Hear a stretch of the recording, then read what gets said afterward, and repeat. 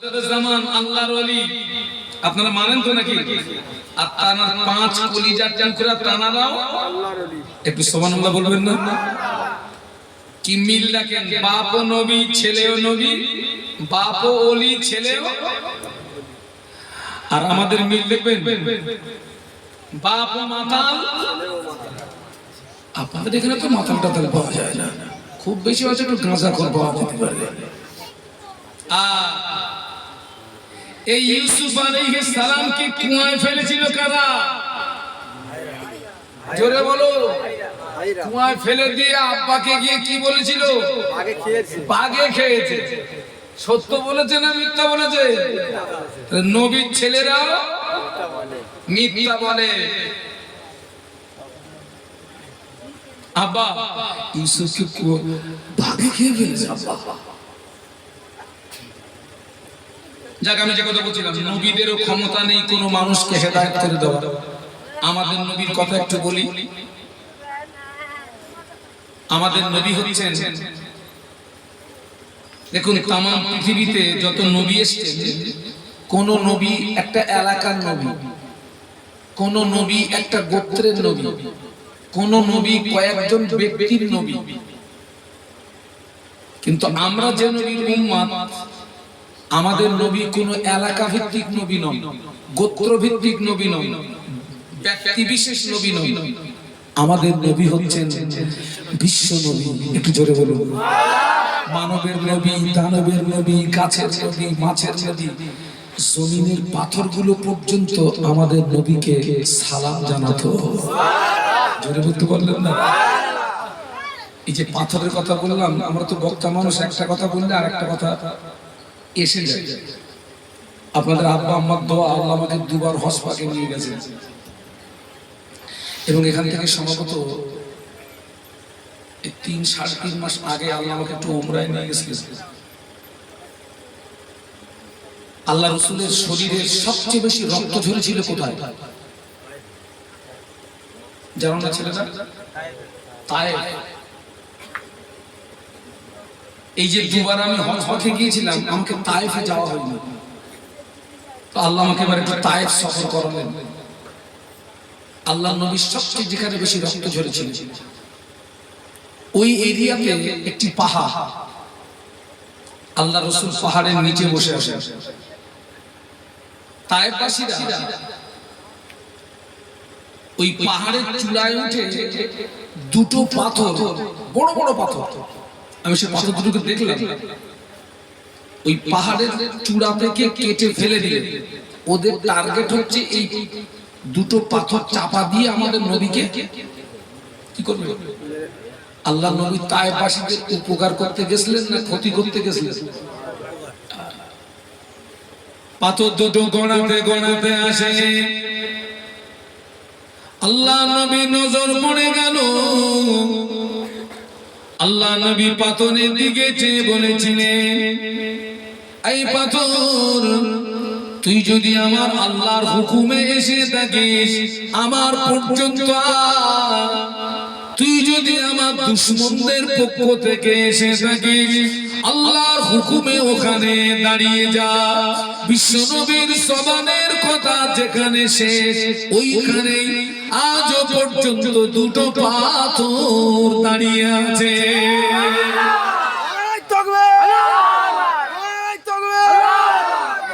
নবীর কথা যেখানেই শেষ, আমি দেখলাম ঠিক ওই পাথর দুটো ওই পাহাড়ের মিডিলে দাঁড়িয়ে আছে। মিডিল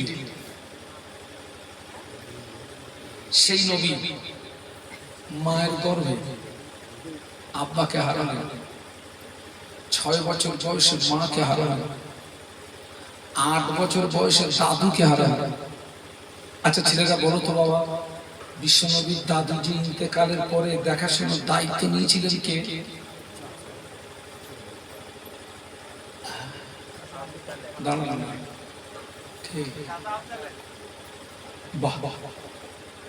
আবু তলেব।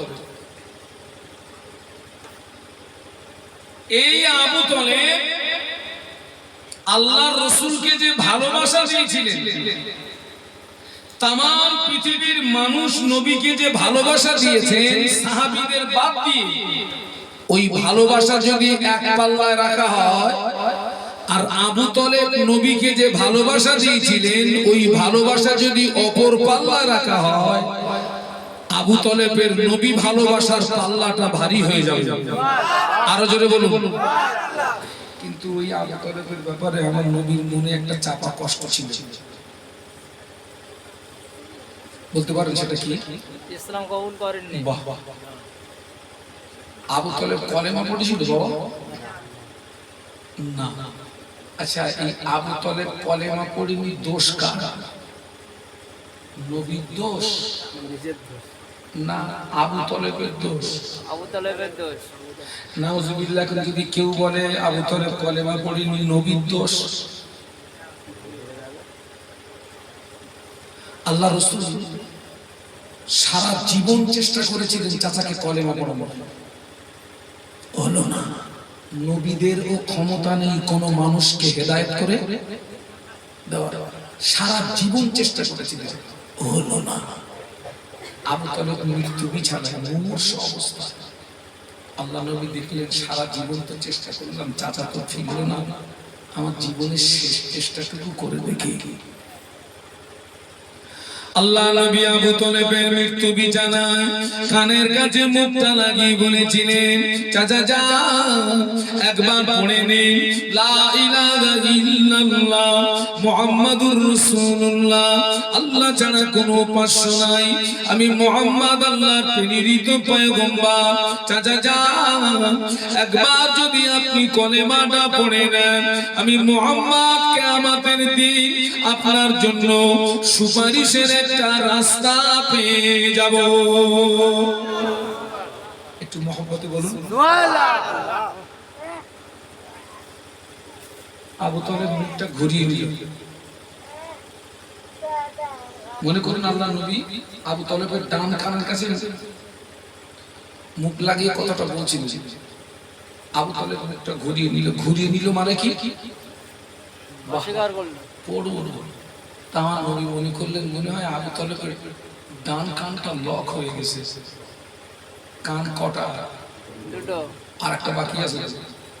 আল্লাহ নবী আবার ঘুরে গিয়ে বাম কানের কাছে মুখ লাগিয়ে বললেন, চাচা যা একবার আপনি পড়ে নিন লা ইলাহা ইল্লাল্লাহ মুহাম্মাদুর রাসূলুল্লাহ, আল্লাহ ছাড়া কোনো উপাস্য নাই, আমি মুহাম্মদ আল্লাহর প্রেরিত পয়গম্বর। চাচা যা একবার যদি আপনি কলেমাটা পড়ে নেন, কিয়ামতের ময়দানে আমি আপনার জন্য সুপারিশের একটা সুযোগ পেয়ে যাব। আবু তলেব মুখটা ঘুরিয়ে নিল। আবু তলেব কলেমা পড়লো না, ঈমান আনলো না। আবু তলেব বেঈমান হয়ে মারা গেল। আবু তলেব মারা গেল। আল্লাহ নবী বললেন, আমার চাচার ঠিকানাটা হবে জাহান্নাম। একটু আগে একটা কথা কিন্তু রেখে এসেছি, তামাম পৃথিবীর মানুষ নবীকে যে ভালোবাসা দিয়েছেন সাহাবীদের বাদ দিয়ে ওই ভালোবাসা যদি এক পাল্লায় রাখা হয়, আর আবু তলেব নবীকে যে ভালোবাসা দিয়েছেন ওই ভালোবাসা যদি অপর পাল্লা রাখা হয়, ভারী হবে কোনটা? আবু তালেবের আবু ভালোবাসা। তলেবেরটা। সেই আবু তলেব যাচ্ছে কোথায়? জাহান্নামে। ভালোবাসা কাজে এসছে না, কেন? কলেমা পড়েননি তাই। ও আমার ভাইয়া, আল্লাহ নবী বললেন, আল্লাহ পাক আমার চাচাকে জাহান্নামের সবচেয়ে হালকা শাস্তি দেবে। জাহান্নামের সবচেয়ে হালকা শাস্তি। আল্লাহ এই ভারী শাস্তিটা দেবে না, নবীকে ভালোবেসেছিল তাই। সবচেয়ে হালকা শাস্তি দেবে আবু তলেবকে। হালকাটা কি দেখুন জানো খোকা? আল্লাহ নবী বললেন, আবু তলেবের পায়ে আল্লাহ পাক দুটি জাহান্নামের জুতো পরিয়ে দেবে। আবু তলেবের পায়ে জাহান্নামের দুটো জুতো পরিয়ে দেওয়া হবে। আবু তলেবের পায়ে জাহান্নামের জুতো পরিয়ে দেওয়ার কারণে আবু তলেবের মাথার গেনু টকবক করে ফুটতে থাকবে। একটু বলুন আল্লাহু আকবার। জবান খুলে বলুন। আচ্ছা খোকা, পায়ে যদি জাহান্নামের জুতো দেওয়ার কারণে এখানে যদি টকবক করে ঘটে, এই মাঝখান ভালো আছে? শেষ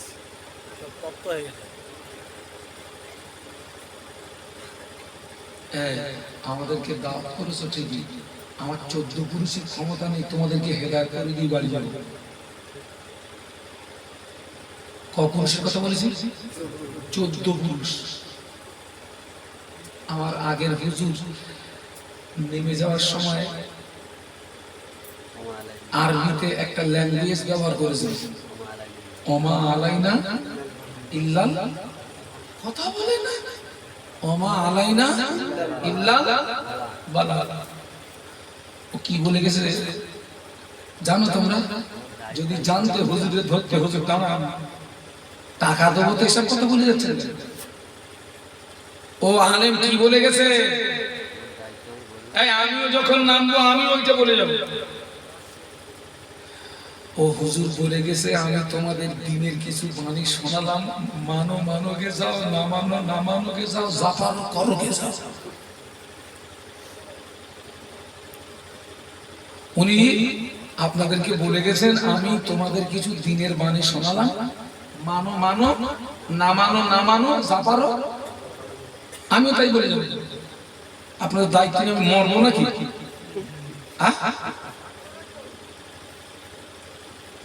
তাহলে নবীদের যদি ক্ষমতা না থাকে আমাদের কোনো ক্ষমতা নেই। তবে হ্যাঁ, আপনি যদি হেদায়েত পাওয়ার মন তৈরি করেন আল্লাহ পাক আপনাকে হেদায়েত দান করবে। একটু মহব্বতে বলুন। ছেলেরা তোমরা যেন মনে করো না ওয়াজ করা সহজ।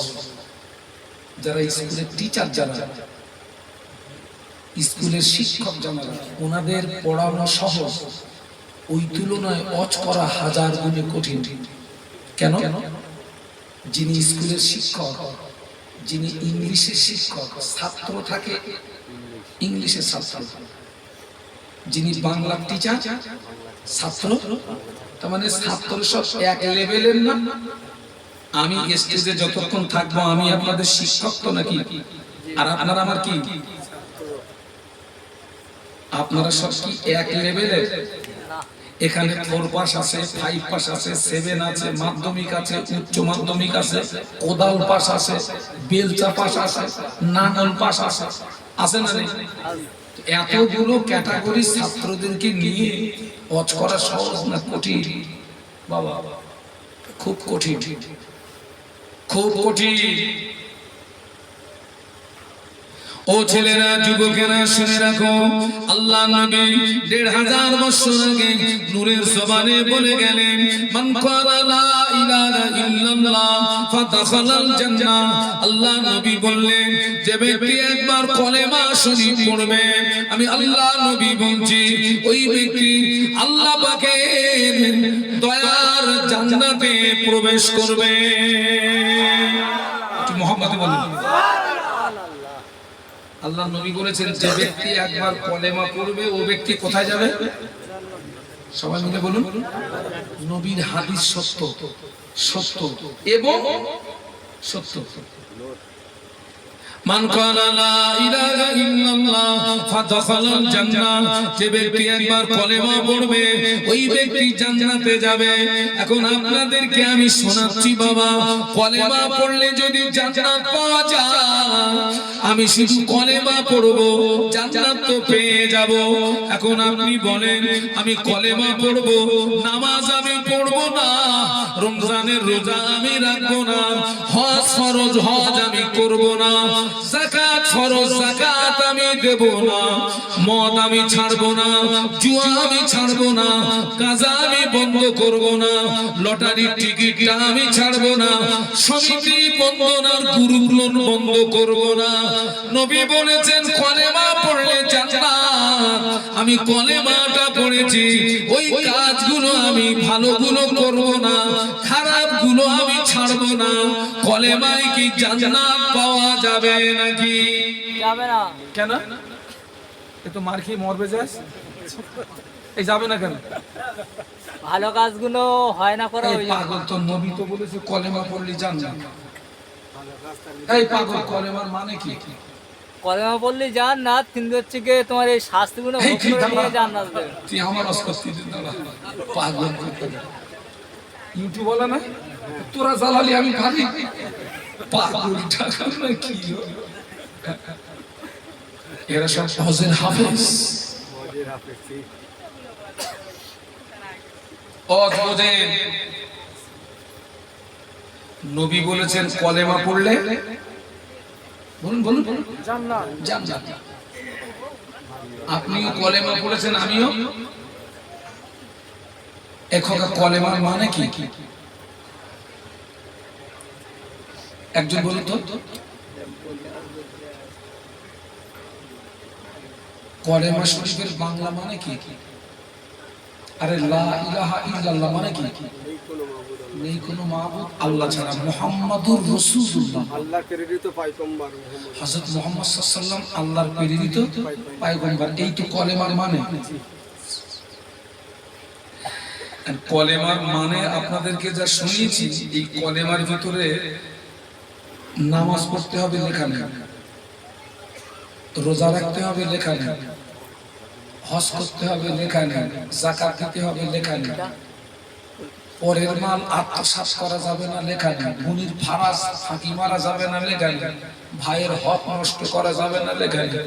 এখন আমি কলেমাটা পড়েছি, ওই ভালো কাজগুলো করব না আর অন্যায় কাজগুলো ছাড়ব না। এই কলেমায় আমাকে জান্নাতে নিয়ে যেতে পারবে? ইয়েস আর নো। না যদি হয় তাহলে নবীর হাদিস কি হবে?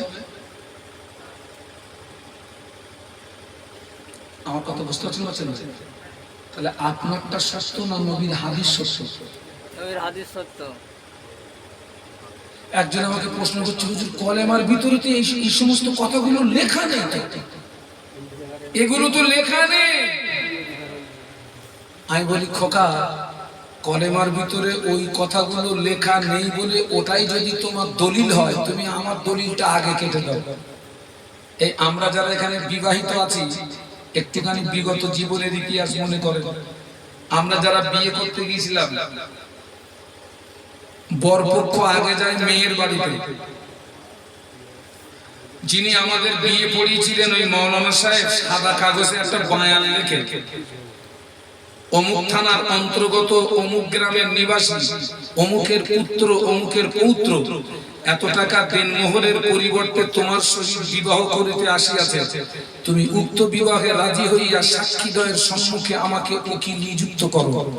এরকম একটা বয়ান লিখে না লিখে লিখে ওইটা নিয়ে একজন উকিল সাক্ষী করলো। আপনাদের কি বিয়েও হয়নি? দুজন। ওই বর্ণনাটা নিয়ে কার কাছে যায়? মেয়ের কাছে। মেয়ের কাছে যায়। মেয়ের কাছে গিয়ে উকিল সাহেব ওই বয়ানটা পড়ে। পড়ে মেয়েরে বলে, মা তুমি বলো আমি কবুল করিলাম। মা এই বর্ণনাটা শোনায় কবার? তিনবার। দেখেন, একবার শোনালেই যথেষ্ট, তিনবার শোনায় আত্মতুষ্টির জন্য। মেয়ে কবুল। ওই তিনজন এবারে আসে কোথায়? বরের কাছে।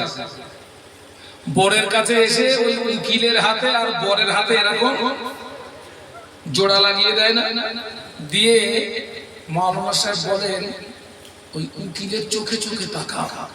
আচ্ছা ঠিক আছে, তাকালাম। এবারে মাওলানা সাহেব উকিলকে বলছে, বলুন আনকাহতুকা মিন মুআক্কিলাতি আল মুসাম্মা ফাতেমা খাতুন বিনতি আব্দুস সালাম বিনতি ইবনে আব্দুর রহিম বিইওয়াজিস সাদাকিল মাহমুদ। ছেলেকে বলছে, তুমি বলো কাবিল তু। আর ও তো ওই কাবিল তু বলবে বলে দুই ঠ্যাঙের নিচে বালিশ দিয়ে কায়দা মেরে বসে রয়েছে। আর ও জানে যদি এই কাবিল তু না বলি তো ওই মেয়ে আমারে দেবে না। ও আর দেরি না করে দাম করে বলে দিয়েছে কাবিল তু। মেয়ে বলল কবুল করিলাম, ছেলে বলল কাবিল বিল। দুটো ভাষা আলাদা, মেয়েরটা বাংলা আর ছেলেটা আরবি, কিন্তু ওর মানে বিয়ে কমপ্লিট। বাড়ি এসছে, এক সপ্তাহ রেস্ট। এক সপ্তাহ পরে ছেলেটা মেয়েরে ডেকে বলছে, শোনো আমি তোমার বিয়ে করেছি জানো? মেয়েটা চিন্তা করতেছে আমরা কি পাগল টাগল নাকি, এক সপ্তাহ হয়ে গেল কত কি হলো, এখন আবার বলতেছে বিয়ে করেছি জানো তার মানে, বলে আমি তো খুব জানি তুমি আমার স্বামী। বলে শোনো, শুধু জানলে হবে না, আজকে থেকে তোমাকে কিছু দায়িত্বের কথা বলবো। কি? আমার বাড়ি ভাত রান্না করা, তরি তরকারি রান্না করা, গরু ছাগলের সেবা যত্ন করা, আঙিনা ঝাড় দেওয়া, আব্বা আম্মার সেবা যত্ন করা, এই দায়িত্বগুলো সব তোমার। মেয়েটা বলছে তা হবে না তো। কেন? বলছে যে তিনজনকে আমার কাছে পাঠিয়ে দিয়েছিলেন, আমাকে যে বর্ণনা শুনিয়েছিল, ওই বর্ণনার ভিতরে তো এই কথাগুলো লেখা ছিল না।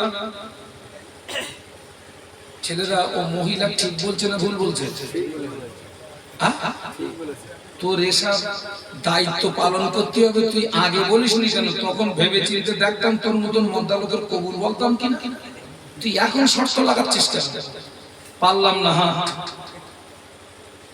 ওই বর্ণনার ভিতরে বাসন মাজার কথা লেখা নেই, ভাত রান্নার কথা লেখা নেই, তরি তরকারি রান্নার কথা লেখা নেই, আঙিনা ঝাড় দেওয়ার কথা লেখা নেই, শ্বশুর শাশুড়ির সেবা যত্নের কথা লেখা নাই। এই বলে যদি ওই মহিলা ওই দায়িত্বগুলো মেনে না নেন, ওই মহিলার নসিবে কোন স্বামী জুটবে নাকি?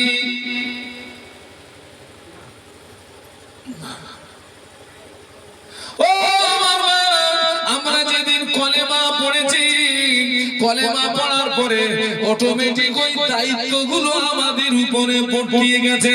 কলেমা পড়ার পরে 5 ওয়াক্ত নামাজ যদি না পড়েন, কলেমা পড়ার পরে সমিতি বন্দনার গুরুকুলটা যদি বন্দনা করেন, কলেমা পড়ার পরে রমজানের রোজাটা যদি না রাখেন, কলেমা শরীফ পড়ার পরে সুদ খাওয়াটা যদি বন্ধ না করেন, কলেমা পড়ার পরে টাকা থাকলে হজ যদি না করেন, কলেমা পড়ার পরে কার শোনাটা যদি বন্ধ না করো বাবা, শুধু কলেমায় জান্নাত পাওয়া যাবে না। আমার কথা বুঝতে পারছেন নাকি? যে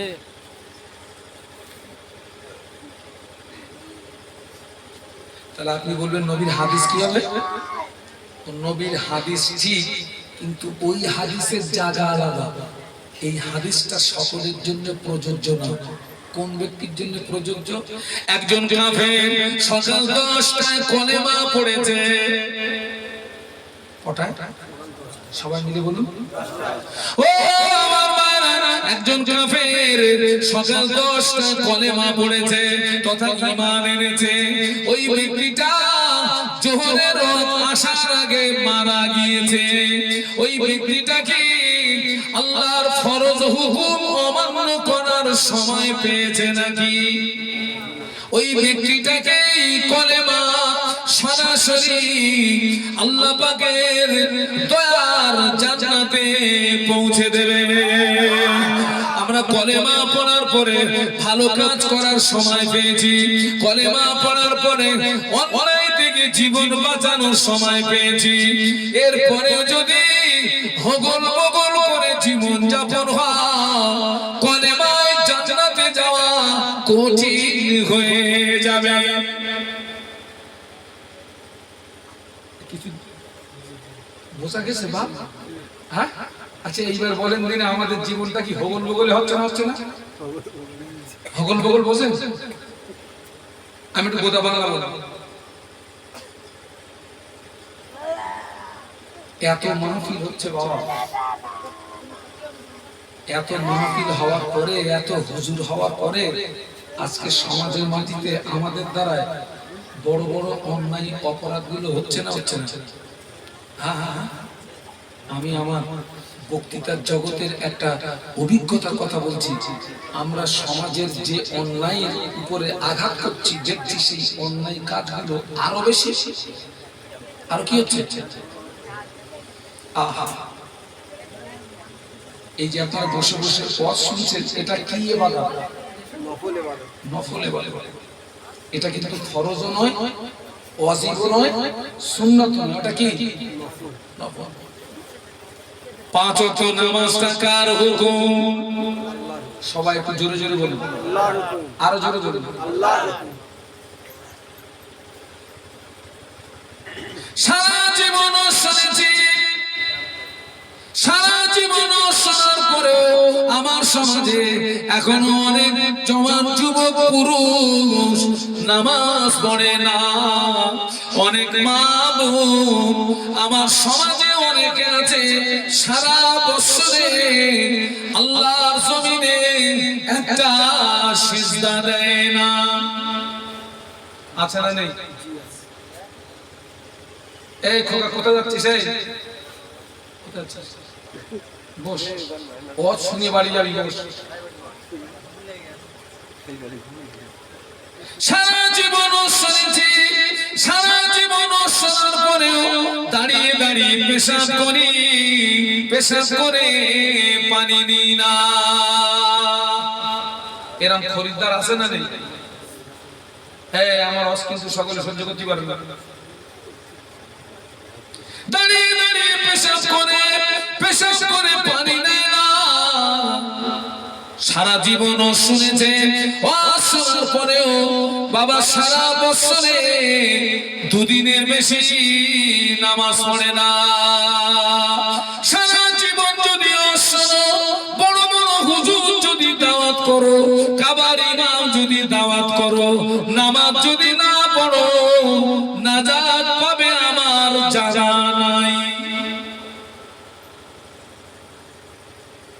11 বছর মাদ্রাসায় পড়েছি, নামাজ না পড়ে নাজাত পাওয়া যাবে এরকম কোনো লাইন খুঁজে পাই না। দাঁড়িয়ে দাঁড়িয়ে পেশাব করে, পেশাব করে পানি নেয় না, নামাজ পড়ে না। অনেক মহিলারাও পেশাব করে পানি নেয় না।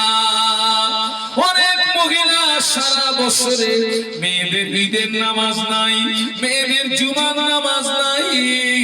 অনেক মহিলারা সারা বছরে আমার আল্লাহকে একটা সিজদা দেয় না। আছে না নেই?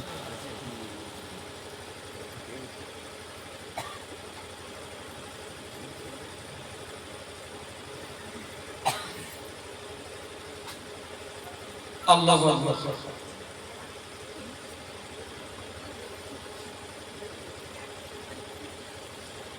কলেমা যেহেতু পড়েছি, ঈমান যেহেতু এনেছি, ভালো কাজটা করতে হবে, অন্যায় থেকে জীবনটাকে বলুন বলুন বাঁচাতে হবে, বাঁচাতে হবে। এই যে মাহফিলটা দিয়েছেন, আমি আগেই বলেছি আপনাদের একটা পয়সা খরচ হচ্ছে, অক্লান্ত পরিশ্রম। আচ্ছা, আমি আপনাদের উপকার করছি না ক্ষতি করছি? বলুন বলুন বলুন বলুন। উপকার করছি, উপকার করছি।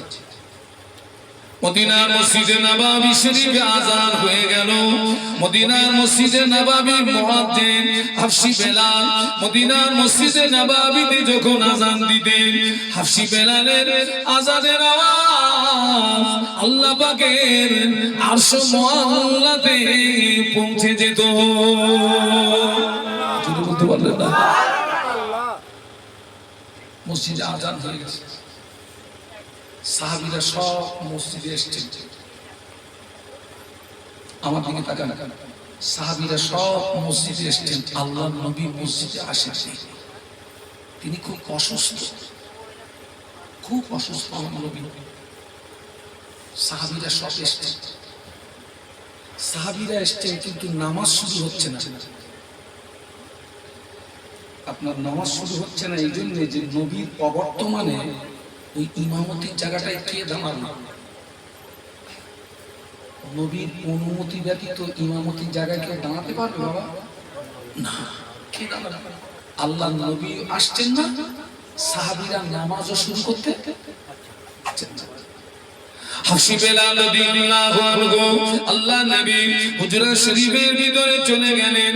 আল্লাহ নবী হুজরা শরীফের ভিতরে চলে গিয়ে আল্লাহ নবীকে বললেন, ইয়া রাসূলুল্লাহ, হাবিবাল্লাহ, মানুষেরা নামাজের জন্য ইন্তজার করছে, মানুষেরা নামাজের জন্য অপেক্ষা করছে।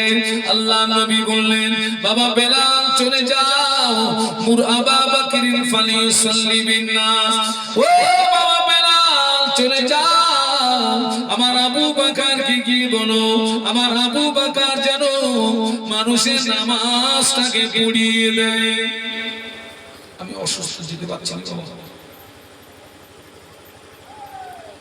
আবু বকরকে কি বলো না, কথাটা শুনতে পেয়েছেন আমাদের আম্মা আয়েশা সিদ্দিকা, যিনি হচ্ছেন আল্লাহর নবীর ছোট স্ত্রী, আমাদের ছোট আম্মা আবু বকর সিদ্দিক রাদিয়াল্লাহু আনহু কে কন্যা। আমাদের আম্মা জান আয়েশা সিদ্দিকা রাদিয়াল্লাহু তাআলা আনহা আল্লাহ নবীকে বলেছিলেন, ইয়া রাসূলুল্লাহ, হাবিবাল্লাহ, আমার আব্বা জানকে ইমামতির জায়গায় দাঁড় করাবেন না। আমার আব্বা জান নরম দিনের মানুষ, আমার আব্বা জানের অন্তরটা বড় নরম।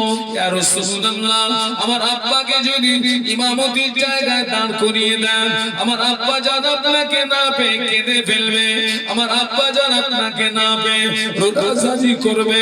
হুজুরের দায়িত্বটা আপনার অন্য কোনো সাহসী সাহাবীকে দিন। আল্লাহ নবী আবার বললেন না, ও বাবা বেলাল চলে যাও, মুর আবা বকরিন ফালিউসাল্লি বিন্নাস, আমার আবু বকরকে কি বলো, আমার আবু বকর যেন মানুষের নামাজটাকে পড়িয়ে দেয়।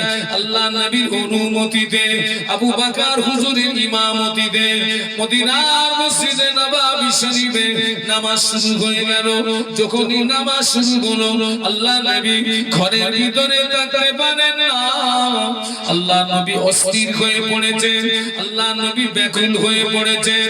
আল্লাহ নবী আলীকে ডাকলেন, আল্লাহ নবী আব্বাসকে ডাকলেন, ও বাবা আলী, বাবা আব্বাস, আমার হুজরাতে আসো। দুইজন সাহাবী আল্লাহ নবীর হুজরা শরীফের ভিতরে আসলেন। আল্লাহ নবী দুই সাহাবীর কাঁধের উপরে ভর করে আল্লাহ নবী মসজিদে আসছিলেন।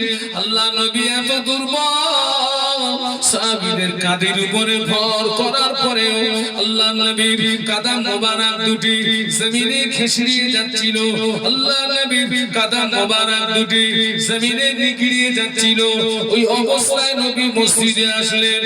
সাহাবীরা নামাজের ভিতরে আল্লাহ নবীকে দেখতে পেয়ে কোন সাহাবী সুবহানাল্লাহ পড়লেন, কোন সাহাবী আলহামদুলিল্লাহ পড়লেন, কোন সাহাবী আল্লাহু আকবার পড়লেন।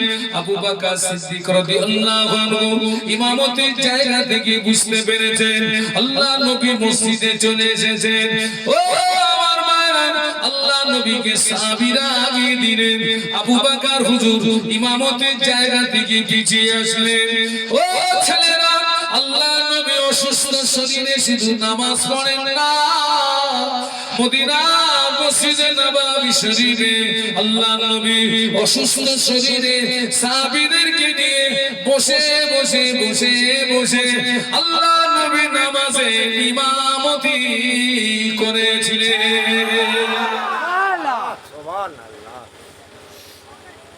একটুখানি ভাবুন তো, আমরা কি করছি?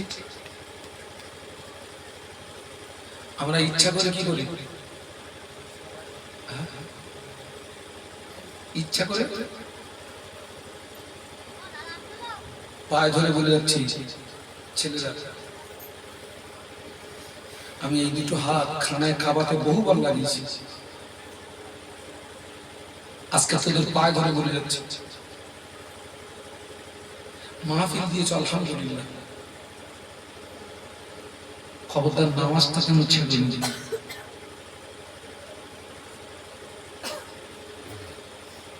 কেউ যদি নামাজ বাদ দিয়ে জলসা নিয়ে মাতামাতি করে, তার উদাহরণটা আমি এইভাবে দেব, তোমার 50 পয়সা হারিয়ে গেছে, তুমি 1.5 টাকার মোমবাতি কিনে খুঁজছো,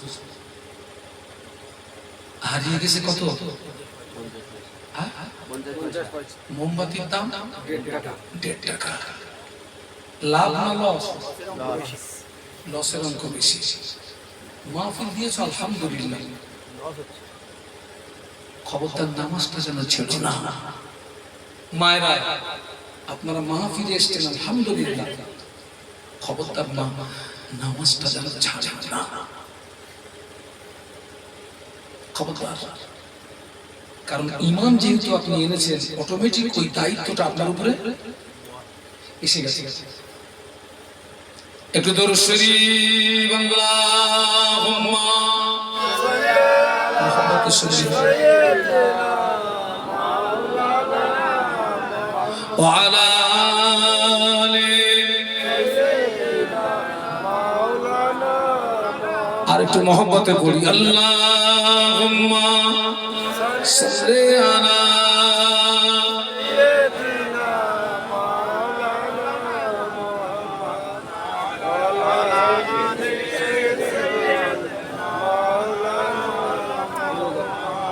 पैगंबरों का रोजा दिखा दे खुदाया, दरे मुद्दत से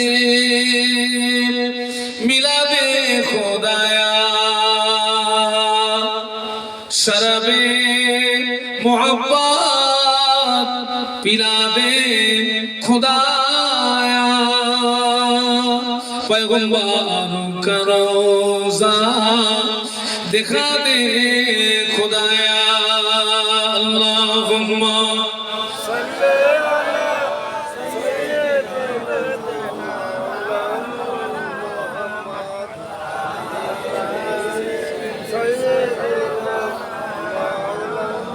সকলে একটু জবান খুলে বলুন আল্লাহু আকবার। আর একটু মহব্বতের সাথে আমার ছেলেরা, যুবকেরা, জওয়ানেরা, মায়েরা, বোনেরা, ভালোবেসে আপনাকে দুটো কথা বলছি। আমাদেরকে পরিবর্তন হতে হবে, আমাদেরকে ভালো হতে হবে।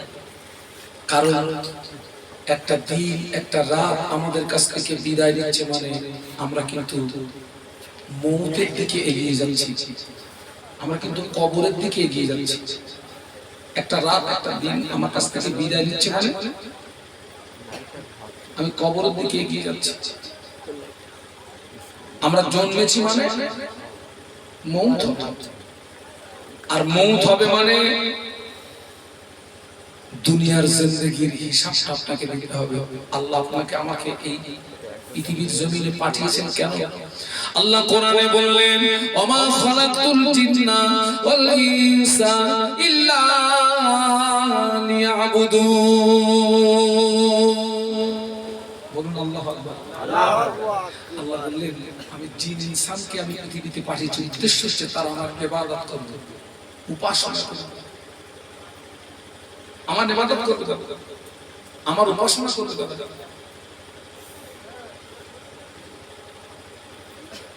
আল্লাহর উদ্দেশ্য মাফিক আমাদেরকে চলতে হবে।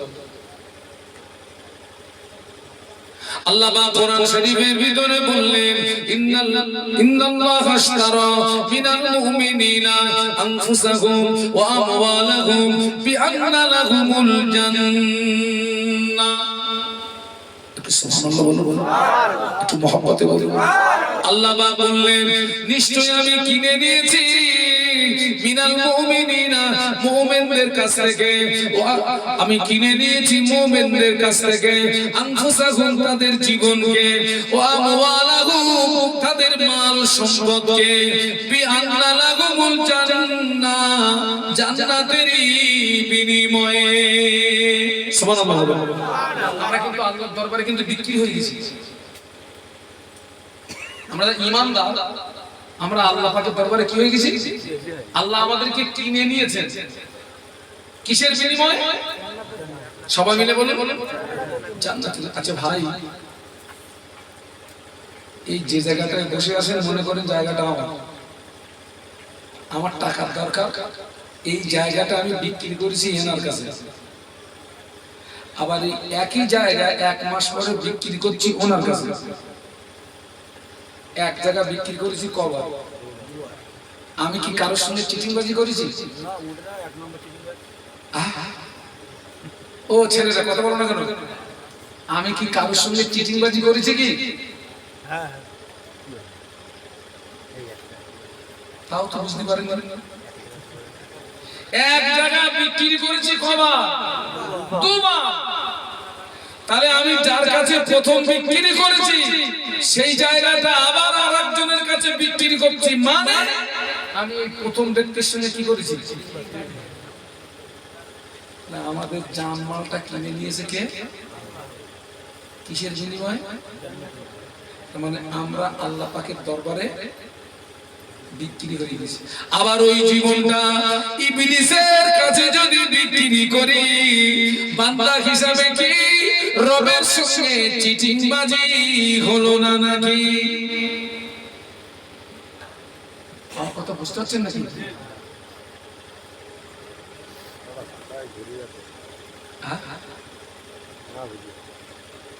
খোকা, যদি তোরা আমার কথা বুঝতে টুঝতে না পারিস আমার একটু বলিস। আচ্ছা, আমি যে তুই টাকা করছি অসুবিধা নেই তো? তুই বলে কারে? নাতি যখন ছোট থাকে তখন দাদারে কি বলে ডাকে? এ দাদা। আর একটু বড় হলে ও দাদা, এ দাদা, ও দাদা। আমি আপনাদেরকে ভালোবেসে একই জীবন বিক্রি করতেছি দুবার। ও মায়েরা, মায়েদের নামে এখন কিছু বলা যাবে না, ওনাদের এখন জোর খুব। আপনার মাঝে মাঝে ইউটিউবে দেখেন না, মেয়েরা বরখা পরে এক হুজুরির বাড়ি গিয়ে শুট হচ্ছে, দেখেছেন? দেখেন, আরে মেয়েরা বরখা পরে বরখার ভিতরে ঝাঁটা নেছে, ঝাঁটা। সেই হুজুর মনে কোথায় কি বলেছে টলেছে, সেই হুজুরির বাড়ি গিয়ে হুজুরের এরকম বসে রয়েছে, আর দুটো মহিলা হঠাৎ কথা বলতে বলতে বরখার ভিতর থেকে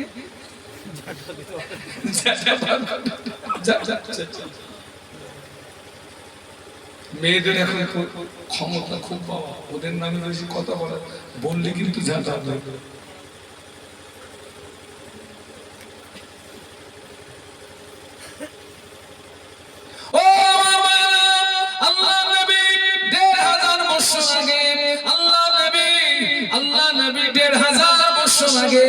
কয়েকটা রাস্তায় আল্লাহ নবী আমাদের যেতে নিষেধ করেছেন।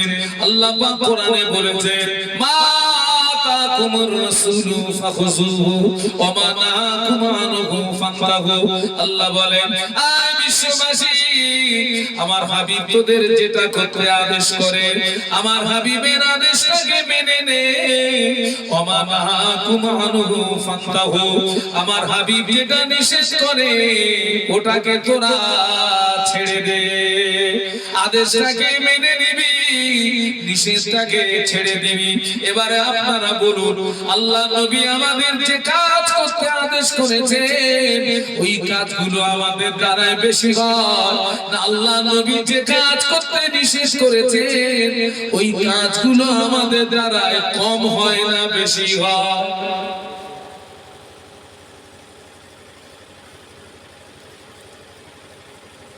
আপনারা কলকাতায় গেছেন কারা কারা, একটু হাত তুলে নিন, একটু হাত সোজা করো বাবা। আপনারা দেখেছেন কলকাতায় ভালো ভালো রাস্তায় এরকম হলুদ রঙের বোর্ড দেওয়া আছে। ওই বোর্ডটা আপনার ওই বড় স্ট্যান্ড ফ্যানের মতো দেখতে, আমার দিকে তাকান, হলুদ বোর্ড। ওই বোর্ডে ইংরেজিতে লেখা থাকে নো এন্ট্রি, আর তার নিচে বাংলায় লেখা থাকে প্রবেশ নিষেধ। আছে না? আর ওই বোর্ডের পাশে ট্রাফিক পুলিশ দেড় হাত দু হাত লাঠি নিয়ে দাঁড়িয়ে থাকে। তার মানে কলকাতার মতো একটা বৃহত্তম শহরে এত গাড়ি আর মানুষের চাপ, সেই জন্য কলকাতা পুলিশ কিছু কিছু রাস্তা নো এন্ট্রি করে অন্য রাস্তা দিয়ে গাড়ি পাঁচিং করে শহরকে শান্ত রাখার চেষ্টা করে। আচ্ছা ভাই, যে রাস্তায় লেখা আছে প্রবেশ নিষেধ ওই রাস্তায় যদি আমি একজন ড্রাইভার হয়ে যদি ওই রাস্তায় ঢুকি, ট্রাফিক পুলিশ ধরবে না? ছেড়ে দেবে? ধরবে। আর আমারে ধরার পরে আমি যদি হুমকি তুমকি করি,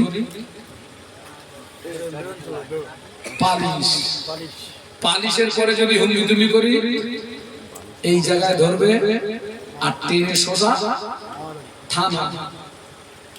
আপনার নামে 500 টাকা কি 1000 টাকার একটা কেস লিখে দেওয়ার ক্ষমতা ওদের আছে। তাহলে জ্ঞানমান ব্যক্তির পরিচয় ছিল যে রাস্তায় লেখা আছে প্রবেশ নিষেধ, যে রাস্তায় লেখা আছে নো এন্ট্রি, ওই রাস্তায় না যাওয়া। পাশের খালি রাস্তা দিয়ে আমার গন্তব্যস্থলে যাওয়া। আল্লাহ নবী ১৫০০ বছর আগে কানের রাস্তায় নো এন্ট্রি বোর্ড লাগিয়ে দিয়েছেন, মদের রাস্তায় নো এন্ট্রি বোর্ড লাগিয়ে দিয়েছেন, সুদের রাস্তায় নো এন্ট্রি বোর্ড লাগিয়ে দিয়েছেন, জেনার রাস্তায় নো এন্ট্রি বোর্ড লাগিয়ে দিয়েছেন, ভাইয়ের হক মারা যাবে না ওই রাস্তায় নো এন্ট্রি বোর্ড লাগিয়ে দিয়েছেন, বোনের ফারাজ মারা যাবে না ওই রাস্তায় নো এন্ট্রি বোর্ড লাগিয়ে দিয়েছেন। আয় আমার উম্মত উম্মতিরা, আমি আল্লাহ নবী তোদের নিষেধ করে দিচ্ছি এই রাস্তাগুলো যেন তোরা আসবি না। সুবহানাল্লাহ। এখানে সুবহানাল্লাহ।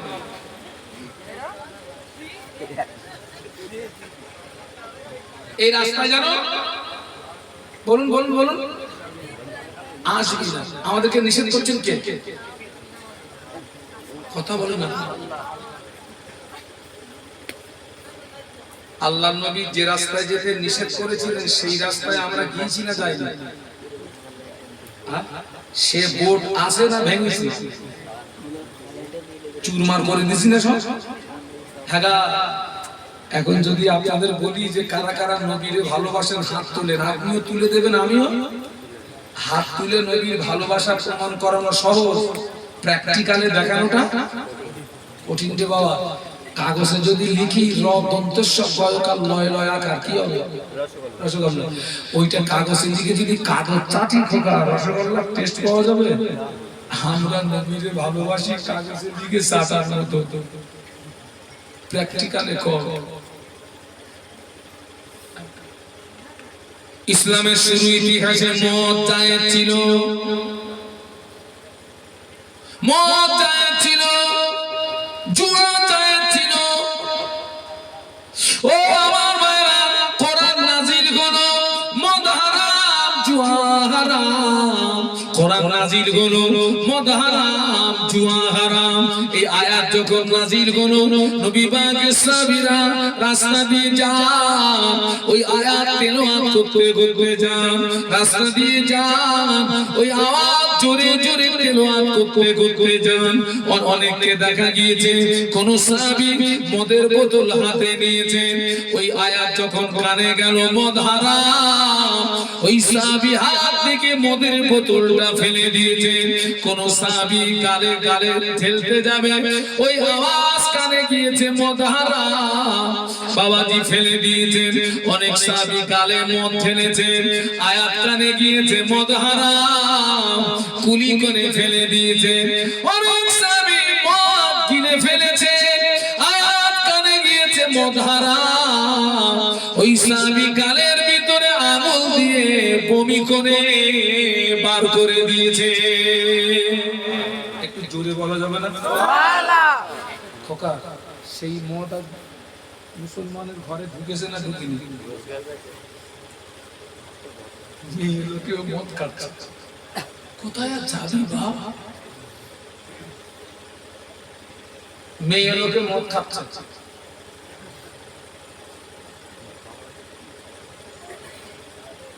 মেয়ে লোকে বিড়ি খাচ্ছে, রাঁধতেছে আর বিড়ি টানতেছে। এই তোরা কোনদিন দেখেছিস? আমি চামড়ার চোখে দেখেছি, টানতেছে আর জাল জ্বলছে, টানতেছে জাল জ্বলছে। মেয়ে লোক, ও বাবা যা, মক্কা মদিনা আমরা ভালোবাসি না? কথা বলে না? মক্কা মদিনা আমাদের কলিজা না? মক্কায় কি আছে? কি জায়গায় এসে মরেছি আমি? মক্কায় কাবা আছে না? আর মদিনা শরীফে কি আছে? মদিনা শরীফে আছে কাবা। কাবা, আমাদের নবী হচ্ছেন কাবা। কাবা, সুবহানাল্লাহ জোরে বলুন সুবহানাল্লাহ। আল্লাহ রাসূল একদিন বেলালকে ডেকেছিলেন। আল্লাহ রাসূল যেদিন মদিনা থেকে মক্কা জয় করে যেদিন মক্কা এসেছিলেন, ওই দিনে আল্লাহ রাসূল বেলালকে বলেছেন, বেলাল আজকে একটু আযান দাও তো। হুজুর কোথায় আযান দেব? আল্লাহ নবী বললেন, বেলাল এতদিন তো জমিনে আযান দিয়েছো, আজকের জমিনে না, তুমি আজকের কাবার ছাদের উপরে দাঁড়িয়ে একটু আযান দাও। এটা সুবহানাল্লাহ বলবেন না? সুবহানাল্লাহ। কাবার ছাদে ওঠে, হযরত বেলাল কাবার ছাদে উঠেছিলেন। ভাই কাবার কিন্তু চারিদিকে ফিরে আজান দেওয়া যাবে, আবার কাবার চারিদিকে ফিরে নামাজ পড়া যাবে। এখন বেলাল হুজুর উঠেছেন কোথায়? ছাদে। এখন কি আর সামনে কাবা আছে? হযরত বেলাল বলছেন, হুজুর আমি কোন দিকে ফিরে আজান দেব? কাবা তো আর সামনে নেই। আল্লাহ নবী বললেন, ও বাবা বেলাল, কাবার ছাদের উপরে দাঁড়িয়ে আমি রাসূলুল্লাহ, তুমি আমার দিকে ফিরে আজান দাও, কেননা আমাদের নবী বলেন কাবার কাবা।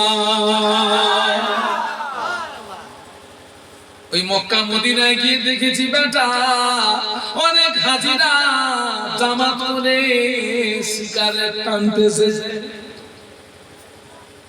কোথায় কোথায়? কাবা। ওরে মক্কায় জামাত করে সিগারেট খাচ্ছে।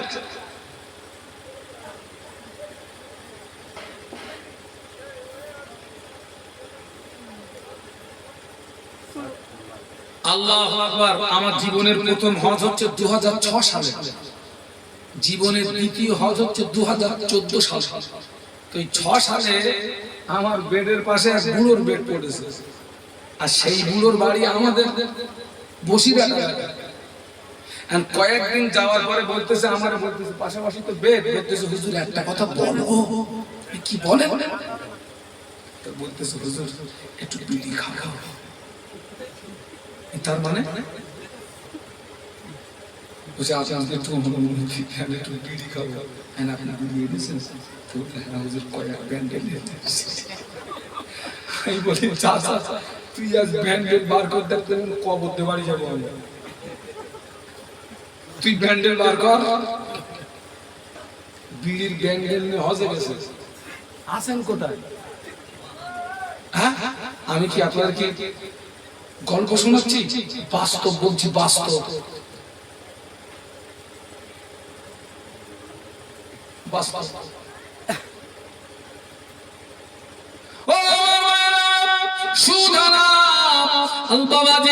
আল্লাহর নবীর জামানায় প্রচুর পরিমাণে সুদের বাবাজি সুদ ছিল, সুদ হারাম হলো, সুদ হারাম হলো। আল্লাহ পাক সুদ হালাল করেছেন, ব্যবসা হালাল করেছেন। সুবহানাল্লাহ বলুন। এখান থেকে যদি আমরা 20 বছর 30 বছর যদি পিছিয়ে যাই, সুদের নাম শুনলে ভয় লাগতো, এখন কি সুদের নাম শুনে আর ভয় লাগে নাকি? লাগে বাপ? আগে সুদের নাম শুনে লোকে ভয় পেত।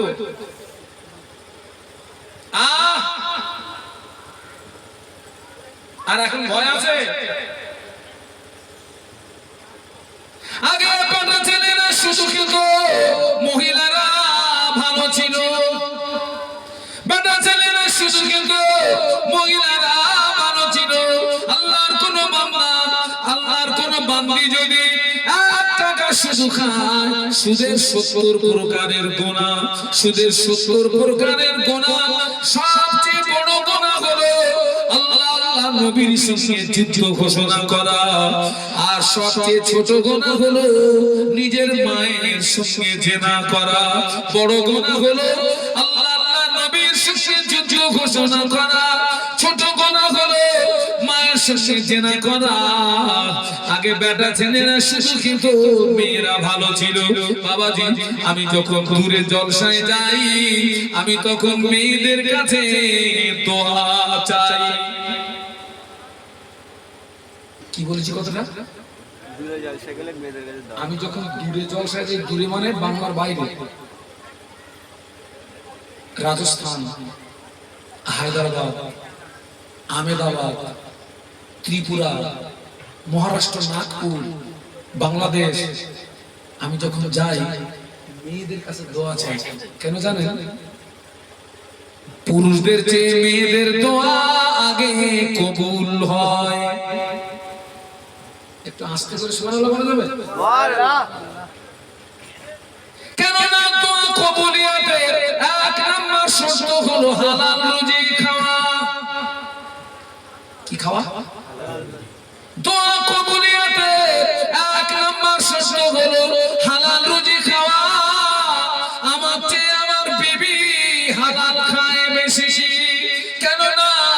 বাবাজি আমার এই আয়ের ভিতরে যদি কোনো হারাম থাকে ওটা আমার জন্য হারাম, আমার বিবির জন্য হালাল। মনে করুন আজকে এখানে আমি মাহফিলে এসেছি, আমি মাহফিলে এসে যে বাড়িতে আমার বসার জায়গা দিয়েছে ওই বাড়ি থেকে 50,000 টাকা আমি চুরি করেছি। 50,000 টাকা যেখানে আমার বসার জায়গা ছিল পাশে 50,000 টাকার প্যান্ডেল পড়েছিল, ওই টাকাটা আমি পকেটে ঢুকিয়ে দিয়েছি। ওটা আমার জন্য হারাম, আমার বিবির জন্য। এই জন্য ওরা বেশি হালাল খায়, ওই জন্য দূরে গেলে আমি মেয়েদের কাছে দোয়া চাইতাম, ভাবিরা দোয়া করো, চাচিরা দোয়া করো, আল্লাহ যেন আমার ইজ্জতটা বাঁচিয়ে নেয়। এখন দূরে তারা যে মাহফিলে গেলে আর মেয়েদের কাছে আমি দোয়া চাই না, কারণ এখন অধিকাংশ পুরুষদের তুলনায় বেশি বেশি মেয়েরা ডবল হারামখোর।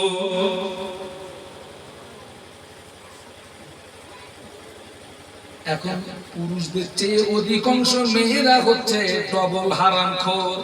এই জন্য ওদের কাছে আর দোয়া চাইনি, যা পারি নিজে নিজে করি, মার খাই খাবো, তবে তোদের কাছে আর দোয়া নেব না।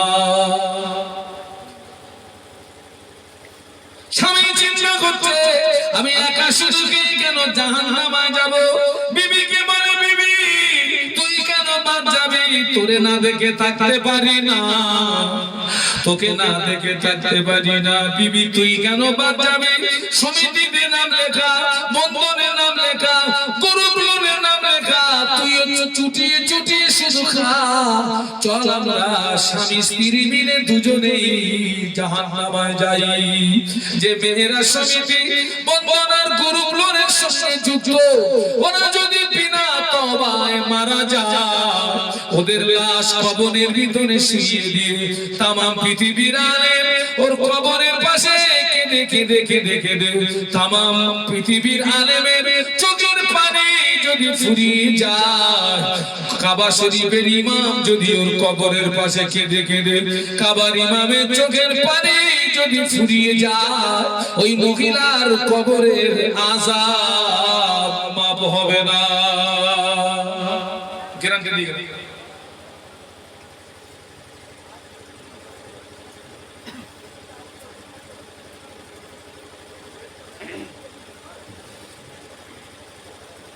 এখান থেকে যদি আমরা 20 বছর পিছিয়ে যাই, এখান থেকে 20 বছর আগে আমাদের সংসারে যে অভাব অনটন ছিল বাবা, এখন সে অভাব অনটন আছে?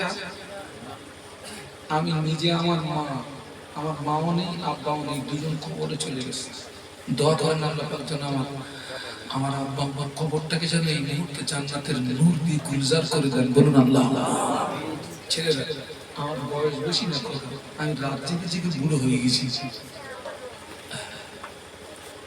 রাত জেগে জেগে বুড়ো হয়ে গেছি বাবা। হ্যাঁ হ্যাঁ, আমার মা আমাকে মাদার পাতা ছিলেন, আপনারা মাদার গাছ ছিলেন না? মাদার গাছ, ওই মাদার গাছের পাতা আমার মা আমাকে ভাজি করে খাইয়েছে।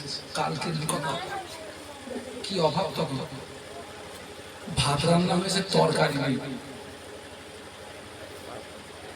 ভাত আছে কিন্তু তরকারি নেই। এই তো সেদিনের কথা। ফ্যান খেয়েছেন কারা কারা, একটু হাত ধরেন তো। ফ্যান আপনারা তো খাবেন, অনেক বয়স হয়ে গেছে। এই ছেলে, এই তোরা কারা ফ্যান খেয়েছি, একটু হাত তুল দিন দেখি। খেয়েছে বাবা। আগে সে ফ্যান, মিষ্টির দোকানের যে দই, ঘোড়ার ডিমের দই, দইয়ের টেস্ট বেশি না সেই জমানার ফ্যানের টেস্ট বেশি? কত সুন্দর জমে যেত বলুন তো, চামচ দিয়ে কাট। এখন আর ফ্যান জমে, হ্যাঁ টাইট হয়, এত সুখ খেলি আর মান টাইট হয়। ফ্যান এখন কমতেছে। আগে কারোর বাড়ি গোশত রান্না হলে 1/2 কিলোমিটার দূর থেকে সেন পাওয়া যেত, এখন গোশের সেন উঠে গেছে।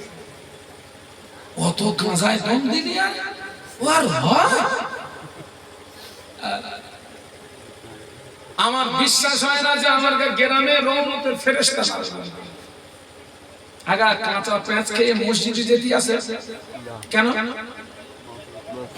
ওই দুর্গন্ধে ফেরেশতাদের কি হবে? কষ্ট হবে। ওতে যদি কষ্ট হয়, ভাটা